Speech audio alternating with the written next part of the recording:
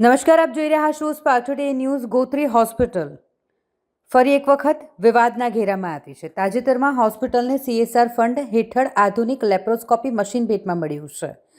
અહીં ચમકતા સાધનો કે દર્દીઓને હાલાકી મોટો સવાલ ઊભો થાય છે. CSR ફંડના ઉપયોગ સામે ગંભીર સવાલો ઊભા થઈ રહ્યા છે અને આ સવાલો થઈ રહ્યા છે હાલ જે મશીન લેપ્રોસ્કોપીનું ભેટમાં મળ્યું છે તેને લઈને. ટેકનોલોજીનો વ્યાપ વધે તે સારી બાબત છે, પરંતુ સવાલ એ છે કે જે હોસ્પિટલમાં દર્દીઓને પાયાની સુવિધા માટે ફાંફા મારવા પડતા હોય તે આવા મોંઘા સાધનોનો અર્થ શું?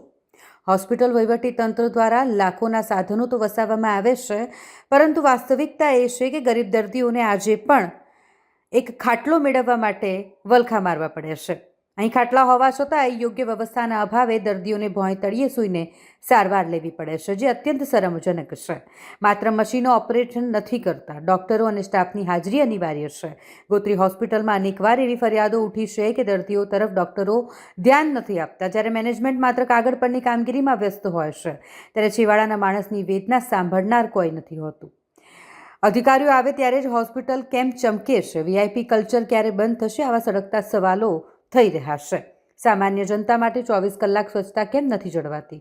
જો હોસ્પિટલમાં સુવિધાઓ હોવા છતાં દર્દીઓ તેનો લાભ મેળવી શકતા નથી, તો આ મિસમેનેજમેન્ટ માટે કોની સામે પગલાં લેવાશે? સામાજિક કાર્યકર કમલેશ પરમારે હોસ્પિટલના સુપ્રિન્ટેન્ડન્ટ અનુપ ચંદાનીને આડે હાથ લેતા સત્ય ઉજાગર કર્યું છે કે જ્યારે કોઈ ઉચ્ચ અધિકારી કે મહેમાન આવવાના હોય ત્યારે જ હોસ્પિટલનું તંત્ર એક્શન મોડમાં દેખાય છે, બાકી તો અહીં બધું જ રામ ભરોસે હોય છે. વડોદરા શહેરમાં આવેલ જે ગોત્રી જનરલ હોસ્પિટલમાં આજરોજ અમે ઓચિંતી વિઝિટ કરતા જાણવા મળ્યું કે આ હોસ્પિટલમાં જ્યારે તંત્રી મંત્રી જંત્રી આવતા હોય છે ત્યારે લાલી લિપસ્ટિક લગાવીને મેકઅપ પાવડર લગાવીને સજ્જ કરવામાં આવે છે, પરંતુ ખાસ કરીને ગોત્રી જનરલ હોસ્પિટલના જે સુપ્રિન્ટેન્ડન્ટ સાહેબ, RMO સાહેબ જ્યારે જે કહેવાય છે કે ઘણી વખત એવી ઘટનાઓ ઘટે છે કે જે લોકોને સ્ટેચર નથી મળતું, ખુલ્લામાં સૂવું પડે છે.